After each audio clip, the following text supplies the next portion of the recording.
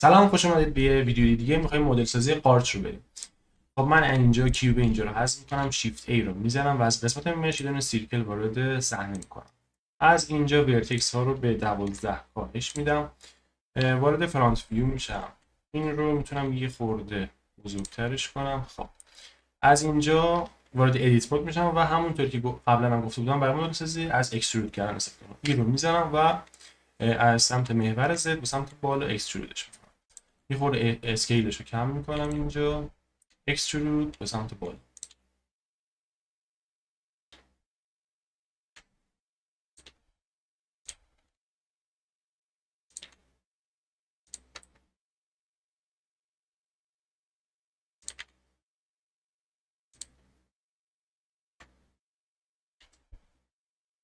خب به اینجا که من میرسم یه خوردم حالا به سمت بالاتر اس رو میزنم و این رو اسکیل میکنم. اکسترود زد، این رو میارم به سمت پایین، دوباره یه اسکیل میکنم، دوباره اکسترود زد میارمش پایین، اسکیلش میکنم، اکسترود میبرم به سمت بالا، اسکیل، اکسترود زد بالا، اکسترود.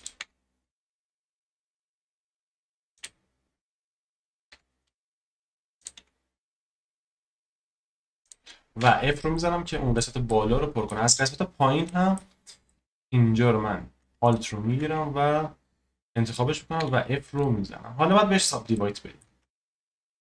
خب من از قسمت مودیفایر ها اینجا ساب سورفیس میکنم، 3 تا کفایت میکنه. وارد ادیت مود میشم. حالا باید فرم قارچ رو یه خورده طبیعی تر کنیم. یعنی ما میتونیم مثلا از این قسمت یه چند تا از این ورتکس ها رو انتخاب کنیم تا مثلا 4 تا. دستم رو کنترل باید باشه. از اینجا من میتونم وارد این نمو بشم و این رو یه خورده به سمت، البته من باید اینا رو انتخاب میکردم. جی رو که بگیرم یه خورده میتونم به سمت این و به پایین حرکتش بدم. از این ورم یه 4 تا 5 تا این ور رو میتونم بگیرم و جی رو بگیرم و به این هم فرم بدم. میتونم یه خوردم روتیتش کنم. حالا فرق نداره، یا به سمت بالا یا به سمت پایین. وارد وایر فریم هم میتونم بشم و کل این رو یه خورده روتیشن بدم. از قسمت ساقه هم میتونم یه خورده این رو به این سمت ببرم و از اینجا هم یه روتیشنی بهش بدم.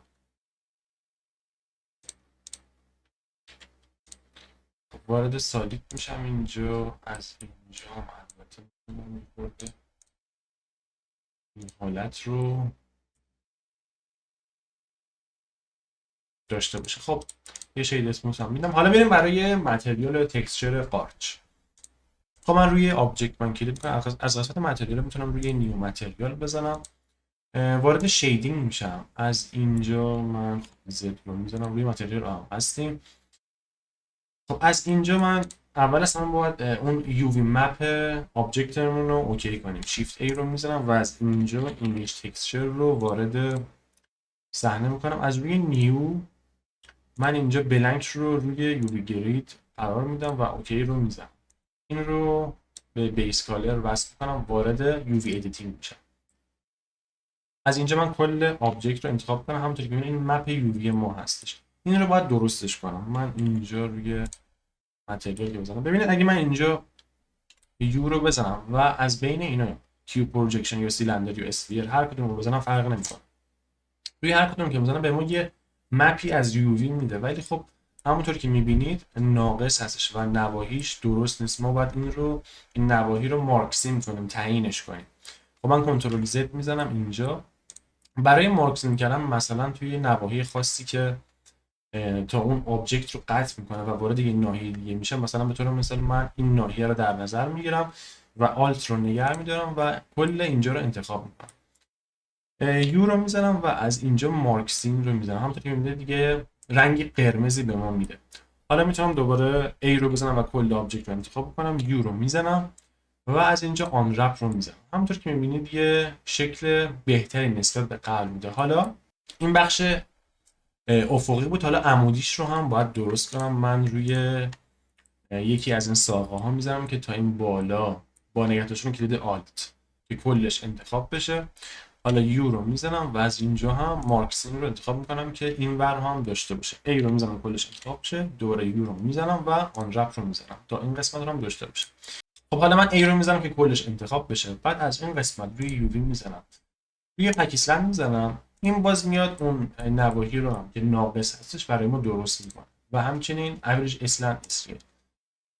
خب وارد تب شیدینگ میشم، از اینجا اتصالش رو قطع میکنم، روی ضبطر میزنم، روی نیو میزنم و از این قسمت هم من کالر رو به سمت بالا میبرم و این رو به رنگ کرم نارنجی تغییرش میدم. از این قسمت یووی گردم روی بلنک میذارم، روی اوکی میذارم و این رو به بیس کالر وصل کنم. حالا وقتش وارد تکسچر پینت بشه، وقت رنگ‌آمیزی کردن هستش. من اینجا اگه روی ادیت کد بزنم و اون نقشه‌ای که ما یووی رو درست کردیم برای ما کامل نشون میده.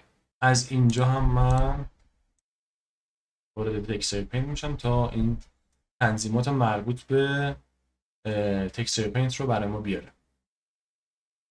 خب ببینید من میخوام بالای قارچ رو رنگ قرمز بزنم، پس این رو به قرمز تغییر میدم. خب اگه من بیام اینجا رنگ‌آمیزی رو انجام بدم، همونطور که میبینید اینجا برای من چیزی نشون داده نمیشه و میره زیرش. این به خاطر این هستش که شما باید بیاید توی قسمت تنظیمات یا همون آپشنش اینجا و این تیک بک فیس رو غیر فعال کنید. حالا من اگه بیام رنگ‌آمیزی رو انجام بدم روی این اعمال میشه. خب من کنترل زد میزنم که اگرم از همینجا بخواید انجام بدید، خب روی همین نقشه میذارید، روی اینجا هم اعمال میشه، فرقی نمیکنه چه اینور باشه چه اونور. من وارد تب بالا میشم، از همین بالا شروع میکنم به رنگ‌آمیزی کردنش. خب من میخوام از بالا رنگ پررنگ‌تری داشته باشه، به بغلاش که برسه این استرنگ میزان شدت اون رو کاهش میدم.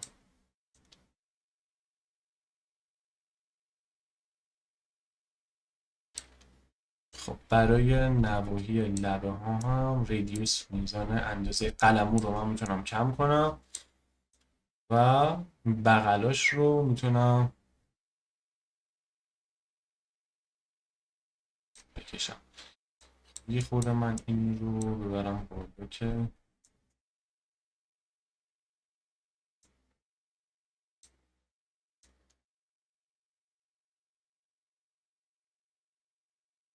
اینجا رو هم ما داشته باشیم.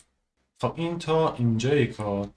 حالا من دوباره وارد تاپ میشم و اینجا میخوام یه سری تزیینات روی قارچ انجام بدم. این رو من تا آخر میتونم ببرم بالا.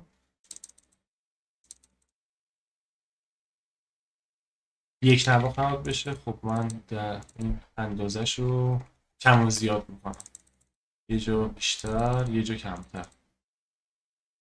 خب این هم برای روی قارچمون باز از همینجا هم جایی که خالی هستش میتونم بذارم. حالا برای قسمت پایین هم من میتونم رنگ این رو به سمت خاکستری و قهوه‌ای باز ببرم و قسمت پایینش رو هم من میخوام انجام بدم.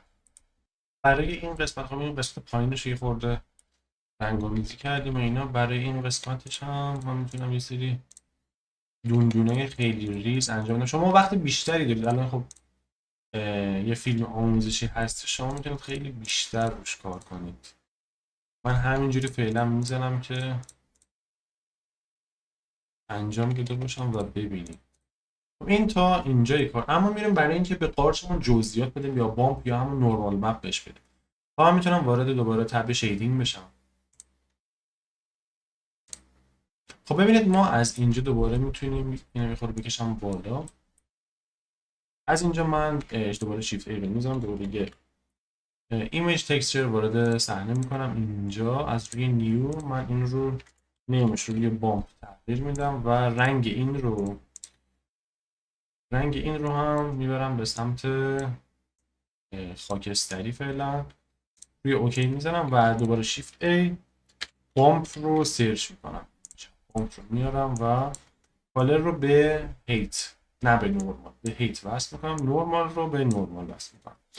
و اگه دوباره وارد تکسچر پینت بشم اینجا، وارد متریال پریویو که بشم، ببینید از قسمت بالا اینجا، این که روی همون رنگ آمیزه معمولیمون بود، اما بامپی که ما نوشتیم، حالا من اگه بیام اینجا و رنگ مشکی رو انتخاب کنم و این رو هم تا آخر ببرم بالا، روی این نواحی که من بکشم، میبینید این جزئیات به این نواحی اضافه میشه.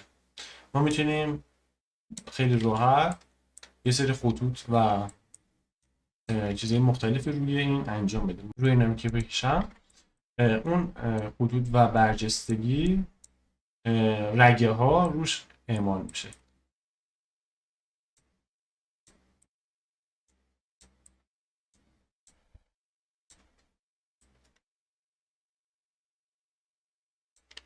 و برای نورپردازی صحنه‌مون من یه دونه لایت وارد کردم و از قسمت پونگلت این رو میتونم به 100 اگه افزایشش بدم و رنگش رو هم ببرم به سمت تقریبا آبی، اینو یه خورده ببرم بالا.